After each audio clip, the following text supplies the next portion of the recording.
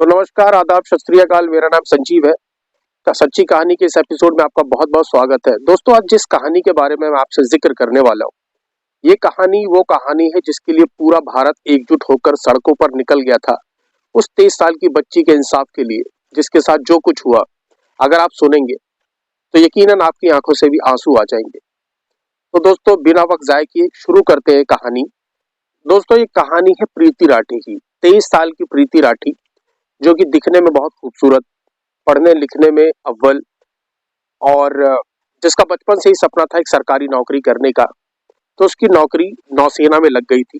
अब वो अपनी नौसेना की नौकरी ज्वाइन करने के लिए दिल्ली के हजरत निजामुद्दीन रेलवे स्टेशन से 1 मई 2013 को एक ट्रेन पकड़ती है मुंबई के लिए। साथ में प्रीति प्रीति राठी के उसकी एक मौसी और उसके पिताजी साथ में उसके सफर कर रहे थे। और जाके वो ट्रेन में अपनी सीट लेती है, उसके पिताजी मौसी अपनी सीट लेते हैं। ट्रेन में काफी भीड़ होती है और उसकी सीट के बगल में ही, जो एक बगल में एक साइड सीट होती है, वहां पर एक लड़का बैठा हुआ था जिसने अपना चेहरा ढका हुआ था, यानी छुपा रखा था। और वो इसलिए छुपा रखा था ताकि प्रीति राठी उसको देखकर पहचान न ले। वो लड़का वहां पर इसलिए आया था ताकि वो उसके मन में जो चल रहा था, जिस घटना को अंजाम देने का उसके मन में चल रहा था, उस घटना को वो अंजाम दे सके। अब ट्रेन चलती है, ट्रेन में भीड़ बहुत होती है। इसी बीच प्रीति 2-3 बार वॉशरूम भी जाती है, पर लड़का ट्रेन में भीड़ होने की वजह से अपने मकसद से नाकामयाब हो जाता है, जो भी कुछ वो करने आया था। अब इसी तरह ट्रेन चलती रहती है, ट्रेन पूरी रात बीतती है, रात चलती है, लड़के को कोई भी मौका मिलता नहीं। अब ट्रेन चलते-चलते सुबह मुंबई के बांद्रा टर्मिनस पर पहुंचती है और वहां जाकर अपना आखिरी पड़ाव तय करती है। अब ट्रेन अपने आखिरी पड़ाव मुंबई टर्मिनस जब पहुंचती है और प्रीति ट्रेन से बाहर निकलती है तो बहुत खुश होती है, क्योंकि मुंबई प्रीति पहली बार गई थी। उसके सपनों का वो शहर था। साथ ही नौकरी की वो एक्साइटमेंट थी कि अब मुझे बस यहाँ पर अपनी सरकारी नौकरी एक नौसेना में ज्वाइन करनी है। बहुत खुश थी, पर उसको शायद ये नहीं पता था कि थोड़ी देर बाद उसके साथ क्या होने वाला है। प्रीति के मौसी उतरते हैं, प्रीति के पिताजी उतरते हैं और उतरने के बाद वो आगे की तरफ थोड़ा चलने लगते हैं। और इसी बीच में प्रीति कुछ सोचते सोचते आ रही थी तो थोड़ा पीछे रह गई। अब तभी प्रीति को एहसास हुआ कि मैं शायद थोड़ा सा पीछे रह गई हूँ। तो अपने पापा की तरफ तेजी से चलकर जाती है और जैसे ही अपने पिताजी के लगभग करीब पहुंचती है, प्रीति के कंधे पर एक हाथ महसूस होता है उसे। अब जैसे ही वो हाथ उसे महसूस होता है, प्रीति पीछे की तरफ मुड़ कर देखती है। अब मुड़ कर वो पीछे देखती ही तभी वो लड़का जो चेहरा ढके हुए था, वो एक डब्बे में एक पानी नुमा कुछ रसायन लेके आया था, उसको प्रीति के चेहरे पर फेंक देता है। अब प्रीति के चेहरे पर जैसे ही फेंकता है तो उसकी 2-4 छींटे प्रीति के पिताजी पर पड़ती हैं, आसपास पड़े लोगों पर भी पड़ती हैं। और उसके बाद ये कुछ सेकंड का ही समय था, कुछ सेकंड के अंतराल में ये हो गया था। उसके बाद अचानक प्रीति के चेहरे पे थोड़ा उसको जलन महसूस होती है और अचानक प्रीति तड़पने लगती है। और तड़पता देख लोग प्रीति की तरफ भागते हैं और प्रीति को आनन-फानन में अस्पताल में दाखिल कराया जाता है। और इसी बीच वो लड़का मौका पाकर तो वहां से फरार हो चुका था। तो अब प्रीति को अस्पताल ले जाया जाता है।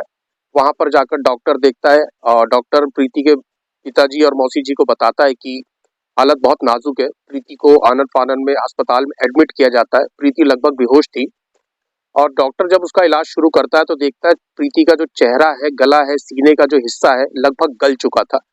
डॉक्टर देखते ही पहचान जाता है कि ये कोई पानी जैसा रसायन जो था वो एक तेजाब था। अब प्रीति की दोनों आंखें जो थी लगभग अब खत्म हो चुकी थी। प्रीति को अब दिखाई कुछ देना बंद हो चुका था। उसकी दोनों आंखें अब जवाब दे चुकी थी। अब ऐसा इलाज करते करते 2-3 दिन बीतते हैं। प्रीति बेहोश थी। प्रीति उठती है और उठने के बाद अपनी आंखें खोलने की कोशिश करती है, पर उसकी दोनों आंखें जो जा चुकी थी, वो डॉक्टर से कहती है, डॉक्टर साहब मैं अपनी आंखें क्यों नहीं खोल पा रही। तो डॉक्टर उसको दिलासा देते हैं कि बेटा कुछ नहीं हुआ है, सब कुछ ठीक हो जाएगा, बस आप आराम कीजिए। इधर पुलिस उस लड़के को ढूंढने की कोशिश करती है, पर उसका कोई पता चलता नहीं है। प्रीति से पूछताछ करते हैं पुलिस वाले आके कि बेटा वो कौन था, क्या आप उसको जानते हैं। तो प्रीति इस पर जवाब देती है कि मैंने उसको पीछे से देखा नहीं, वो पीछे से आया और अचानक मेरे चेहरे पर उसने तेजाब डाल दिया, तो मैंने उसको बिल्कुल भी देखा नहीं। और उसके बाद पुलिस वाले वहां से चले जाते हैं। अब प्रीति का जो शरीर के जो बहुत सारे कई जो हिस्से थे वो डैमेज हो चुके थे। अब प्रीति रोते रोते अपने पिताजी से कहती है, पिताजी मुझे एक कलम और एक कागज दे दीजिए, मैं कुछ लिखना चाहती हूँ। तो अब जो मैं स्क्रीन पर आपके जो ये जो लेटर है, ये बिल्कुल प्रीति का लिखा हुआ एक ओरिजिनल लेटर है। प्रीति ने उसमें लिखा, क्या लिखा मैं आपको बताता हूँ। प्रीति ने लिखा कि मैं अपनी मौसी के पीछे चल रही थी, तभी पीछे से एक शख्स अचानक मेरी तरफ आया और उसने मेरे ऊपर पानी जैसा कुछ फेंका, और पानी जैसा कुछ फेंका मैं कुछ संभल पाती तभी मेरे चेहरे पर कुछ जलन का एहसास होने लग गया। मुझे महसूस होने लग गया कि ये कुछ ऐसा रसायन है जिससे मेरा चेहरा शायद बर्बाद होने वाला है। और उसके बाद प्रीति ने लिखा, मैं उस नौकरी के लिए बहुत तैयारी की थी, पर शायद मैंने नौसेना की नौकरी के लिए बहुत तैयारी की थी, पर शायद अब मेरी आंखें चली गई हैं, तो वो नौकरी भी मेरे अब हाथों से जा चुकी है। मुझे अपने भाई तनु और निक्की की सिक्योरिटी करवानी है। और आखिर में रोते हुए प्रीति ने लिखा कि आखिर मैंने किसी का क्या बिगाड़ा था। और ये कहते हुए प्रीति रोने लग जाती है और वो लेटर अपने पिताजी को थमा देती है। अब उसी अस्पताल में प्रीति का इलाज 1 महीने तक चलता है, और 1 महीने तक इलाज चलने के बाद शायद ऊपर वाले को कुछ और ही मंजूर था। दर्द से तड़पती प्रीति 1 जून 2013 को अपने दर्द से हार गई और मौत ने उसको अपनी गिरफ्त में ले लिया। तड़पती प्रीति अपनी मौसी, अपने पिताजी, अपने भाई को छोड़कर इस दुनिया से जा चुकी थी। अब ये खबर आग की तरह पूरे देश में फैल गई और पुलिस पर प्रेशर आने लग गया कि उस कातिल को पकड़िए, उस शख्स को पकड़िए जिसने ये घिनौनी हरकत करी है। पुलिस कार्रवाई में लग जाती है, उस लड़के की तलाश में लग जाती है, लेकिन पुलिस को लगभग 20-22 दिन बीत जाते हैं, कोई कामयाबी नहीं मिलती।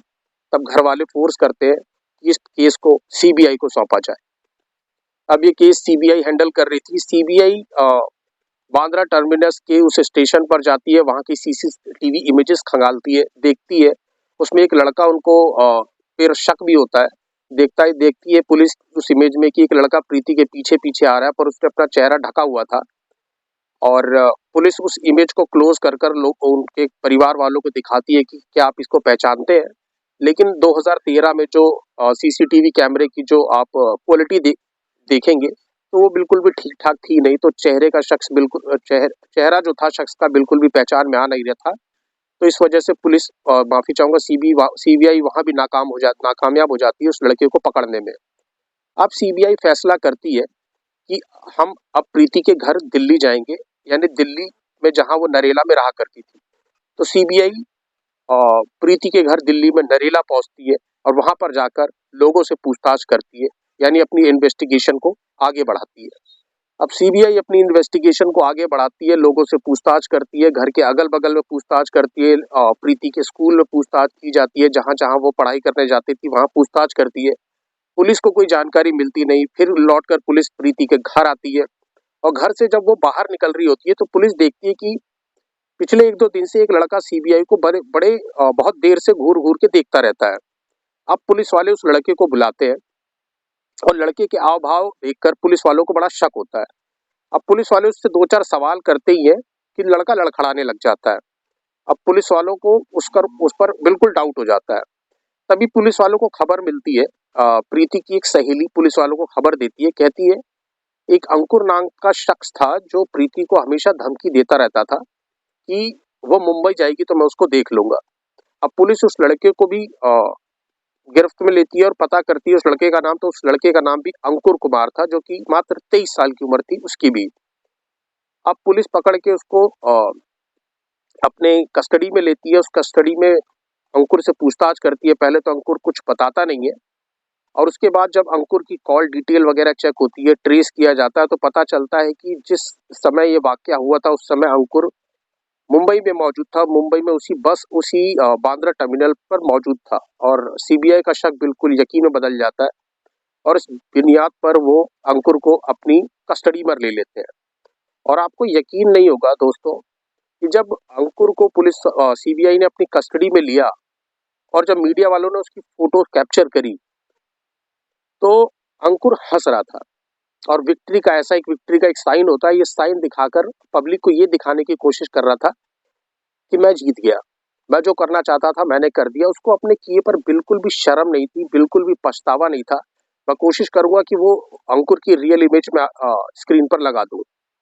अब अंकुर से जब पूछा गया कि ये सब आपने क्यों किया, तो अब अंकुर ने बताया कि मैं प्रीति से शादी करना चाहता था और उसने शादी करने से मुझसे इनकार कर दिया। इसलिए जलन में आकर मैंने उसके ऊपर तेज़ाब फेंक दिया। मैं चाहता था उसका पूरा चेहरा, उसका पूरा करियर बर्बाद हो जाए, क्योंकि वो कहीं न कहीं उससे इस वजह से भी जलन करता था कि वो खुद तो पढ़ने-लिखने में ठीक था नहीं, नौकरी-वोकरी वो करता था नहीं, और वहीं पर प्रीति पढ़ने-लिखने में अच्छी और उसकी नौसेना में एक सरकारी नौकरी लग गई थी। ये भी एक कारण था इस घटना को अंजाम देने के लिए।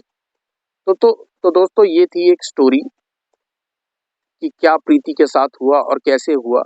ये कहानी हमें सीख देती है, जैसा कि पहले मैंने आपको बताया कि गुस्से में आके कभी भी कोई कदम मत उठाइएगा। और दोस्तों, इस कहानी के माध्यम से तो मैं यही कहना चाहूँगा कि अंकुर ने जो भी ये काम किया है, ये बहुत गलत काम किया। फिलहाल अंकुर दिल्ली की तिहाड़ जेल पे है, अपनी सज़ा काट रहा है। और प्रीति के लिए आप लोग क्या सोचते हैं, क्या कहना चाहते हैं, मुझे कमेंट बॉक्स में ज़रूर कमेंट करके बताइएगा। तब तक अगली कहानी के लिए इंतज़ार करिएगा। अगली कहानी में ज़रूर आपसे मुलाकात होगी। तब तक के लिए मुझे संजीव को सच्ची घटना के इस एपिसोड से विदा दीजिएगा। नमस्कार।